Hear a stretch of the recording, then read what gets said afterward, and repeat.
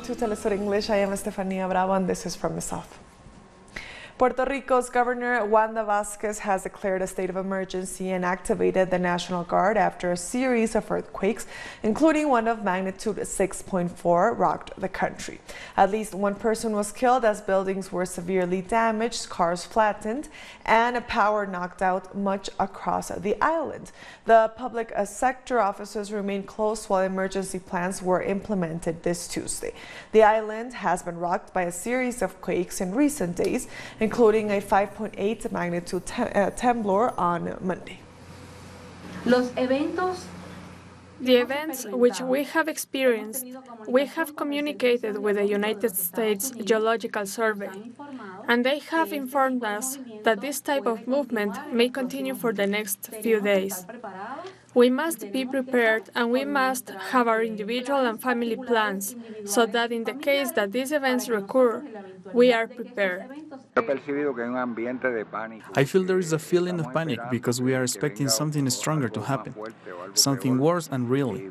There is a feeling of instability and panic with people here from this town. Iran's foreign minister has confirmed on social media that the United States had denied him a visa to enter the country for a meeting of the UN Security Council. Minister Javad Zarif tweeted that the denial of the visa is in violation of the 1947 UN headquarters agreement, adding that it pales in comparison to Pompeo's threat to starve Iranians, a crime against humanity. The war crime of Trump's bluster about cultural heritage, economic terrorism, and cowardly assassination. As the United Nations hosts the country, the United States placed several restrictions on diplomats from Iran, Venezuela, and Cuba in 2019 as they tried to carry out their duties at the international organization. The governments of both Russia and Venezuela denounced the restrictions at the time, suggesting that there may be other states more suited to host the UN. Hundreds of thousands of Iranians attended the late General Qasem Soleimani's funeral ceremony in his hometown of Kerman. But an unfortunate event took place during the ceremony as a stampede broke out when people tried to get a glimpse of the late general's remains. At least 32 people have been reported dead and 190 injured. As a result, Soleimani's burial has been postponed. During the procession, people carried posters of the slain general and Iranian flags, vowing revenge after Soleimani's assassination by the U.S. I say the last word first. We will take revenge.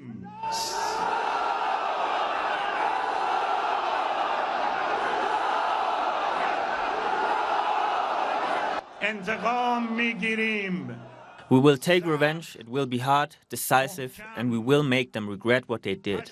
Have faith and stay calm. It will be decisive and final. And tens of thousands of people in the Iraqi city of Basra have participated in the funeral procession of late paramilitary chief Abu Mahdi al-Muhandi, who was assassinated in a U.S. drone strike alongside General Soleimani. The murderers, who waved Iranian and Iraqi flags, chanted anti-U.S. and Israeli slogans. They also echoed calls for U.S. troops to be expelled from Iraq. Muhandi, who was the deputy commander of the Popular Mobilization Forces, will be buried in the holy city of Najaf. Iran's parliament has passed an urgent bill declaring the U.S. military command in Washington and those acting on its behalf as terrorists. Lawmakers also approved more than $200 million in funding for defense operations. In addition to United States Central Command and regional forces, we also identified the Pentagon among these terrorists, as well as those giving orders to assassinate General Soleimani. According to this evaluation, the U.S. sector of defense and Donald Trump himself were also identified as terrorists, and they should be punished. The third article of today's triple urgent bill was actually the allocation of €200 to enforce the Al-Qaeda forces, and it was ratified. Meanwhile, Iraq's Prime Minister Adel Mahdi insists that the head of the U.S. military high command told him that their forces would be pulling out of the Middle East country. Mahdi's comments come after the U.S. denied having plans to withdraw its forces from Iraq. Yesterday, we received a letter from U.S. Command that talks about withdrawal. 4 or 5 hours later, it was said that this letter was sent by mistake, but it clearly talked about a withdrawal from Iraq. We sent it right away to the Minister of Foreign Affairs and to our ambassador in Washington and to other parties. This is not a document that fell out of the photocopier or a document that arrived by accident. They said, for example, that it was a draft. Okay, let us say it was a draft, but we received it, and they could have sent another letter for clarification. Muslim communities gathered in India's capital, New Delhi, to protest the killing of Soleimani in a U.S. airstrike. Angry demonstrators gathered outside the U.S. embassy carrying posters and cartoons of U.S. President Donald Trump, chanting, "We will avenge blood with blood." Soleimani had pledged to wipe out ISIS from Iraq within 3 months, and he was very well on his way to do that, which the U.S. couldn't tolerate. They couldn't tolerate the spread of peace in the region. They wanted to have their influence over the Middle East through this mess.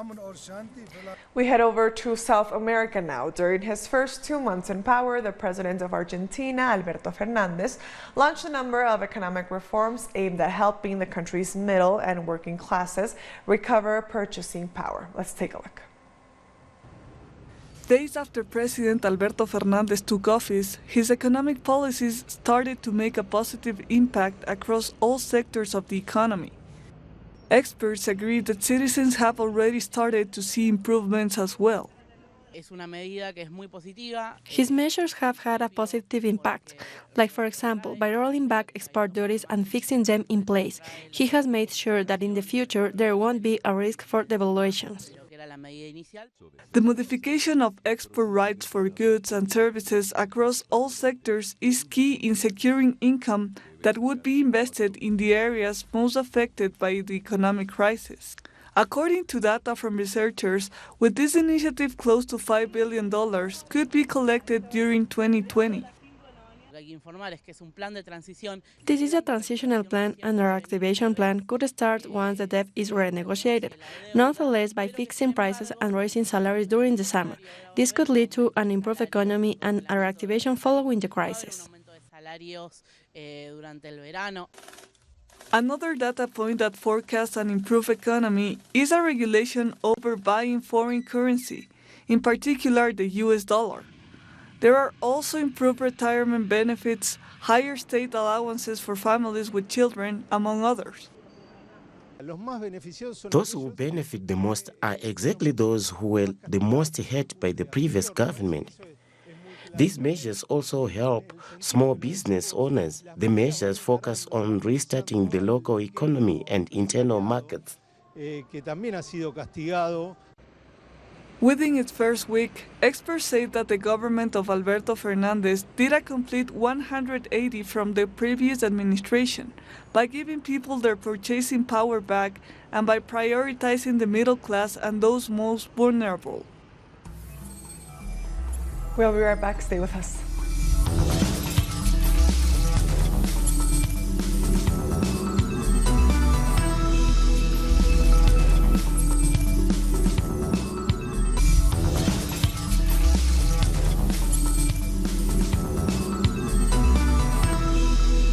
Welcome back to From the South. The summit of the Community of Latin America and Caribbean States, CELAC, will take place on Wednesday in Mexico City. Among the issues at hand are regional integration, consensus on the coup in Bolivia, the upcoming elections at the Organization of American States, and the situation in Venezuela. U.S. Foreign Affairs Minister Bruno Rodriguez will preside over that nation's delegation, while Nicaraguan Foreign Minister Denise Moncada will lead the delegation on behalf of the Sandinista government. The meeting will see the return of Argentina under President Alberto Fernandez, which had discontinued participation in CELAC under former Argentine President Mauricio Macri. Former Prime Minister of Barbados, Owen Arthur, will be the next chairman of regional airline Liat. Arthur replaces Dr. John Holder, also from Barbados, who resigned late last year. And Antigua and Barbuda's Prime Minister, in making the statement, said he is the right man for the job. You would recognize that there'll be a new chairman. In fact, former Prime Minister of Barbados, Owen Arthur, he will take over as the new chairman of Liat. Okay. And I have to tell you, I don't think there could be any better candidate. Owen Arthur literally would have, let's say, spent a significant amount of his prime ministerial equity ensuring the survivability of Liat. And now that it is at the crossroad again, I think, or crossroads, I think that Owen is the right person to help to lead Liat out of its difficulties. A former member of parliament under Guyana's main opposition, People's Progressive Party Civic, PPPC, is facing charges for perverting the course of justice and sexual assault. The director of public prosecutions gave instructions to charge Alistair Charlie for his alleged involvement in an incident that occurred in July 2019. Charlie is currently serving as a member of the PPC executive, but there has been no indication of whether he intended to contest the March 2nd general election. Trinidad and Tobago's east coast is being invaded by the Portuguese OWar, which is a highly venomous open ocean predator that resembles a jellyfish. More and more beachgoers have sought medical attention after being stung by its tentacles. Although the numbers appearing on the shoreline is large, the phenomenon of OWar beaching is not an unusual one. That's according to the local Institute of Marine Affairs. Still, beachgoers are warned to be out on the lookout to prevent a painful encounter with man-o'-wars. Brazil's mass agrarian reform movement, the MST, is holding a vigil against evictions in the southern state of Paraná. Ignacio Lemus has the details. The landless workers' movement has held a vigil in the state of Paraná, in the south of Brazil, as a response to the attempted evictions of 3 communities. The communities affected are the Campesino Resistance, Dorcelina Folador, and the August 1st, 2004 community. These communities of the landless workers' movement, the MST, carry out agroecological practices which fight against the practices in Brazil of agribusiness, which uses agrotoxins, and now they risk eviction by the local government of Ratinho Jr. This government has already been one to carry out evictions of 9 landless workers' settlements in 2019, and they're once again attacking the MST with these new eviction attempts in the same state, which the MST played a fundamental role as the base of the Lula Libre Vigil, a vigil which took place outside of the jail where former President Lula da Silva was incarcerated for 580 days. In Panama, workers are rejecting the government's proposed increase to the minimum wage. They say it's not enough to cover their basic expenses. Following months of discussions between the government and workers, a new minimum wage has been set, but it's deemed insufficient. The government takes us for a joke. This minimum wage does not consider the reality of Panamanian workers. It does not cover our needs or the cost of living. It's a shame. It reflects the business sector's selfishness, and it's the government that put us in this position. At the start of the new year, the government announced a hike in the minimum wage by sector to take effect on January the 15th. In the hotel and restaurant industry, the minimum wage will increase by 1%. In the wholesale trade sector, 3%. In the banana industry, 8%. And in the mining industry, 6%. This is a joke. A 3.3% salary increase doesn't offset the rising costs for basic goods and services. The Constitution says the minimum wage must cover at least all basic goods. More than 50% of Panamanians receive the minimum wage, which is insufficient to cover the cost of basic goods, which stands at roughly $370 a month and goes up by $1 every month. They are a bunch of greedy business owners. We have clearly stated that we need at least $1,040 to survive in a capitalist system like this one, where prices go up for no reason and where there are massive layoffs. We cannot accept a 3.3% increase, and we are calling on all organizations to continue protesting. The workers' movement is demanding a general increase in wages and the creation of an organization like that which exists in the construction industry to negotiate their collective bargaining rights every 4 years. Ecuador's main workers' union has continued to question the neoliberal policies of the government of President Lenín Moreno. They say that Ecuador is currently going through its worst unemployment crisis in many years. As Ecuador continues to sink into a worsening economic crisis, the United Workers' Front says that during the past 3 years, the unemployment rate has only gotten worse. Out of the economically active population, which represents close to 8 million people, only 3 million have a proper job, and the rest are employed. This translates to more poverty. It means 32 Ecuadorians cross the poverty line every day, taking into account that in Ecuador, a person who earns equal to or less than $85 a month is considered poor. With the presence of 71 lawmakers, the National Assembly passed a tax reform on December 31st of 2019 to be enacted immediately. However, this rushed decision led to a mistake inside the presidential veto in Article 13, which affects the application of deductions on income tax. The National Assembly did something illegal where they called for a meeting in the Assembly, evading the legislative process. What should have happened is that 30 days should have passed first so that the bill could be passed by decree, but they didn't do that. They decided to meet a day before the year's end and ordered the bill to be approved.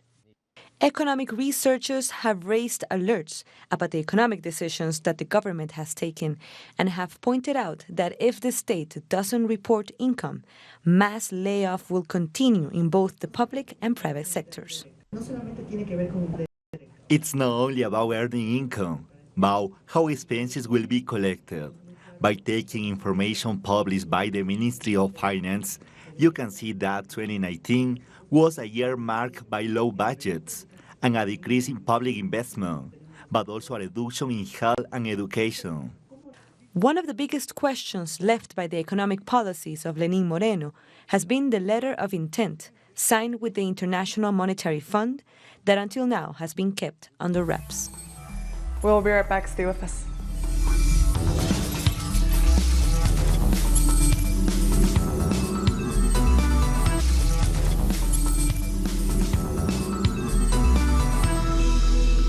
Welcome back to From the South. Prime Minister Pedro Sánchez has been confirmed to lead the Spanish government as head of the country's first coalition administration. With 167 votes in favor, 165 against, and 18 abstentions, Sánchez won with a simple majority in Congress. Sánchez and his PSOE party had to negotiate with the Unidas Podemos party to form a coalition after he had failed to earn the sufficient votes several times during the past year. British Prime Minister Boris Johnson has brought his Brexit deal back to Parliament as he seeks the country's departure from the European Union. This Tuesday, lawmakers began 3 days of debate on the withdrawal agreement bill. It's expected to pass as Johnson won a majority in the House of Commons in recent elections. Both the UK and European parliaments must ratify the deal before Britain's January 31st departure date, when a so-called transition phase to the end of the year will kick in. Russia's President Vladimir Putin has left the Syrian capital Damascus following an impromptu one-day official visit. Putin held bilateral talks with his Syrian counterpart Bashar al-Assad, where they reviewed the security situation in the country and discussed international issues, including the recent developments in the Middle East. A spokesperson for the Kremlin told journalists that during the meeting, President Assad expressed gratitude to Russia for the help it has provided in the fight against terrorism and the restoration of peace in the country. And during that visit, President Assad accompanied President Putin on a visit to the Great Umayyad Mosque in Damascus. They also visited the 2,000-year-old Maritime Cathedral on Orthodox Christmas. Indonesia's Air Force deployed 4 fighter jets to the South China Sea as the standoff between the two countries over the territory continues. Indonesia said the move was in retaliation for China's violation of its economic zone. The deadlock started in December when a Chinese Coast Guard vessel entered Indonesia's northern waters, prompting Jakarta to summon Beijing's ambassador. The South China Sea is a rich global trade route and China claims most of it, but Southeast Asian countries supported by the United States say such claims have no legal basis. The president of Togo has confirmed his candidacy for re-elections next month. Farouk Gnassingbe is seeking a fourth term and extension to his family's decades-long rule. The incumbent has been in power for nearly 15 years since taking over after the death of his father, who led the small West African nation with an iron fist for 38 years. Last May, lawmakers approved a constitutional amendment allowing Gnassingbe to run for office again in 2020 and 2025. The authorities of the Union Party gathered today reported to His Excellency Faure Isosima Kasnembe, president of a great party, the unanimous will of the activists to see him represent the colors of our great party in the presidential election of February 22, 2020. Before this appeal, he answered yes to the choice made regarding himself. Libyan citizens have protested against the deployment of foreign troops in their land. They denounced foreign interference, raising concerns that the continued deployment of foreign troops in Libya will intensify conflicts. This comes after Turkey started sending troops to Libya to help the government of National Accord fight General Khalifa Haftar's forces. We fear that the security situation in the country will become dangerous and Libya will deteriorate after Turkey sends troops. We will be under colonialism and the country will be completely controlled by other forces. I'm scared that we will become homeless. Meanwhile, Libyan and Algerian leaders met in Algiers to discuss the Tripoli conflict. The Libyan Prime Minister Fayez al-Sarraj, accompanied by a delegation of officials, met the Algerian Premier Abdelaziz Dijarad and discussed the escalating conflict in Libya. Algeria, a neighbor to Libya, has repeatedly opposed military intervention in the Tripoli conflict, urging for a UN-backed political process to restore peace and security in the war-torn country. And in Tunisia, authorities have tightened border security along the eastern border with Libya following the deadly attack on a military academy in Tripoli. The army have the ability to block the entry of armed militants from Libya into Tunisia, and we hope that Libya could find a solution to the crisis as soon as possible. And with that, we've come to the end of this news brief. You can find these and other stories on our website at telesurenglish.net. And join us on social media. We are on Facebook, on Twitter, and on Instagram. For Telesur English, I am Estefania Bravo. Until next time.